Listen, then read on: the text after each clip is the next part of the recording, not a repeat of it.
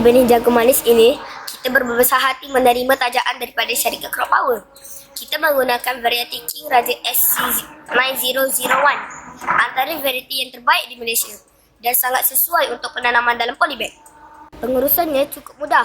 Kita semai biji benih dalam tray semayan. Selepas 7 hari, kita sudah boleh pindahkan ke dalam polybag. Boleh juga kita biarkan lama sedikit dalam tray semayan. Cuma akarnya akan jadi panjang dan boleh jadi putus semasa dipindahkan ke polybag. Projek terkini kita, jom semai misi 10. Setiap murid dapat 10 biji benih untuk tanam di rumah bersama keluarga. Jadinya, projek ini sebenarnya dah pun diperluaskan kepada masyarakat setempat.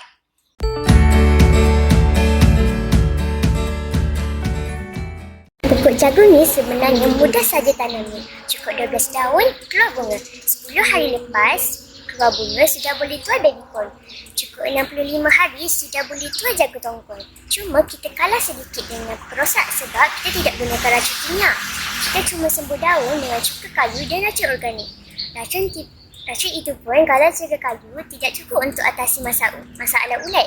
Selain itu, masalah belalang juga selesai dengan semburan cuka kayu.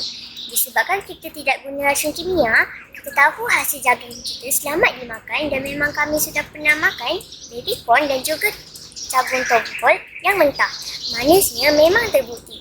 Setakat ini kami sudah banyak belajar cara penyediaan tapak, semai biji benih, pindah anak pokok, pengurusan tanaman, perosak dan penyakit.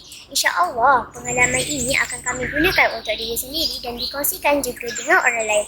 Terima kasih banyak-banyak terutamanya tim UTM yang banyak membantu kami berkongsi ilmu dan banyak juga memberikan semangat untuk kami terus belajar dan belajar ilmu di kelas dan kemahiran hidup di luar kelas seperti dalam projek ini.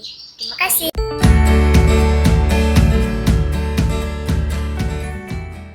Assalamualaikum warahmatullahi wabarakatuh. Saya Cikgu Atika.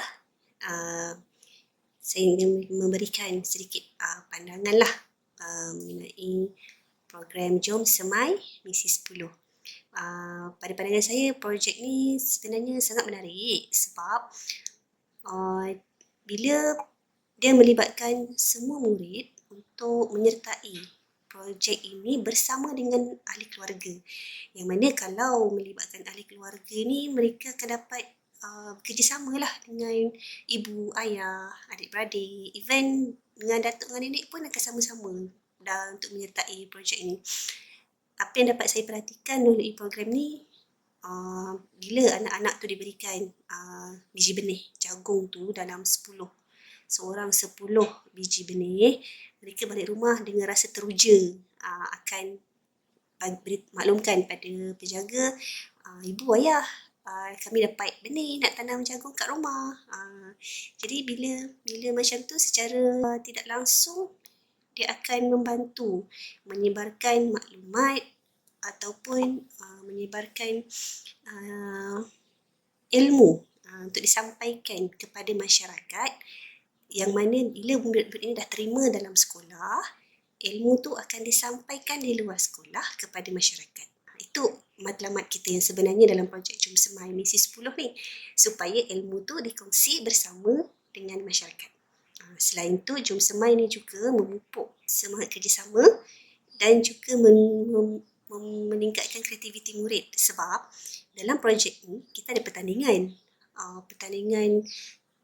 video terbaik dalam kalangan ahli keluarga.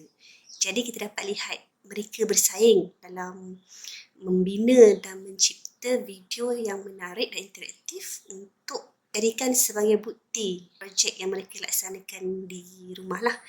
Jadi tinggi harapan saya dan pihak sekolah agar mungkin kita dapat teruskan program ni, tapi mungkin kita boleh tukar kepada tanaman lain dengan teknologi yang sama.